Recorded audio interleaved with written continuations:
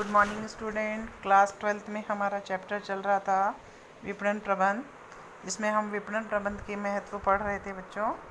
विपणन प्रबंध के महत्व के अंदर आज हमारा थर्ड टॉपिक चलेगा कि समाज के लिए किस प्रकार से महत्वपूर्ण होता है विपणन प्रबंध।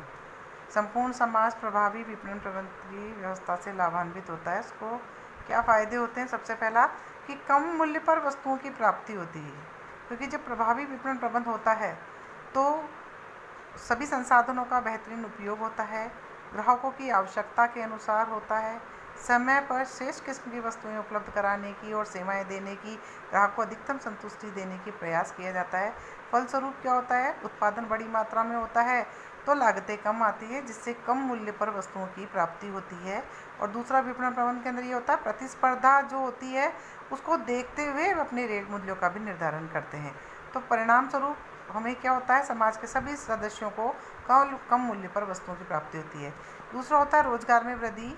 विपणन के विस्तृत क्रियाएं जैसे वितरण, विज्ञापन, विक्रय संवर्धन, पैकेजिंग, अनुसंधान से जो है पूरे देश के अंदर समाज में रोजगार के अवसर सृजित होते हैं, जिससे समाज को क्या होता है? रोजगार के अवसर प्राप्त होते हैं। इसके अलावा विपणन के अप्रत्यक्ष कार्य भी जैसे होते हैं, जैसे यातायात, संदेश, वाहन, बीमा, बैंकिंग, भंडारण, पूंजी व्यवस्था प्रोत्साहित करने के लिए भी रोजगार के कई अवसर पैदा करता है।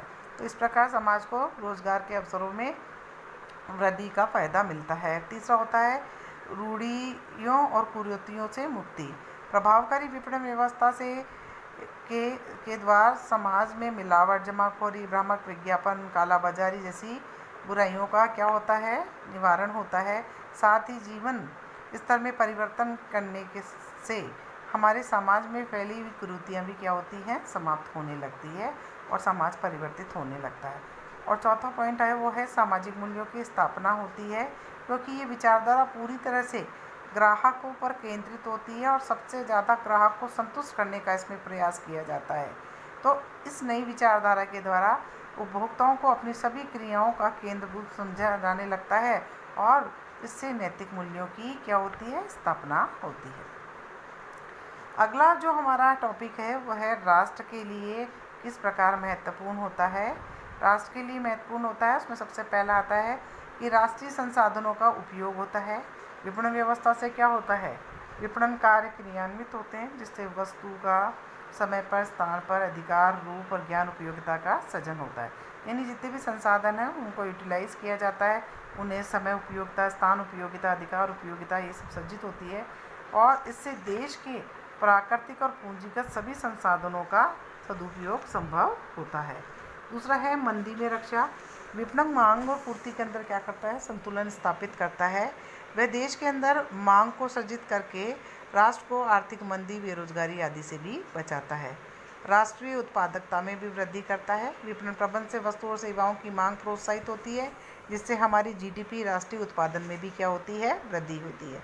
निर्यात में वृद्धि। विपणन प्रबंध अंतर्राष्ट्रीय बाजार अनुसंधान करके विदेशों के अंदर भी, विदेशों के बाज़ारों में भी अपने वस्तु की मांग को उत्पन्न करता है।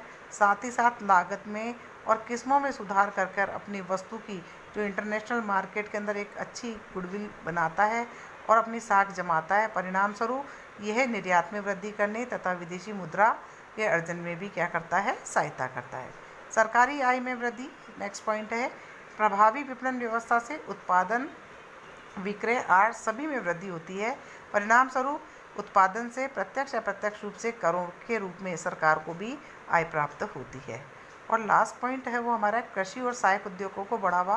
प्रभावी विपणन व्यवस्था द्वारा कृषि व अन्य सहायक को भी उद्योगों को भी विकास को प्रोत्साहन मिलता है। इससे राष्ट्र का समन्वित विकास होता है। इस प्रकार हमने पढ़े आज चारों पॉइंट्स कि किस प्रकार से ये है समाज के लिए, ग्राहकों के लिए, उपक्रम के लिए और राष्ट्र के लिए महत्वपूर्ण होता है। इससे ये स्पष्ट होता है कि विपणन प्रबंध आज समाज के प्रत्येक क्षेत्र में महत्वपूर्ण योगदान दे रहा है।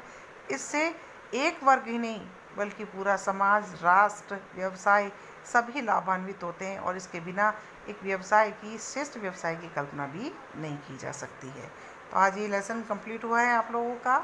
आप सभी लोग अलग अलग टॉपिक्स के अंदर इसको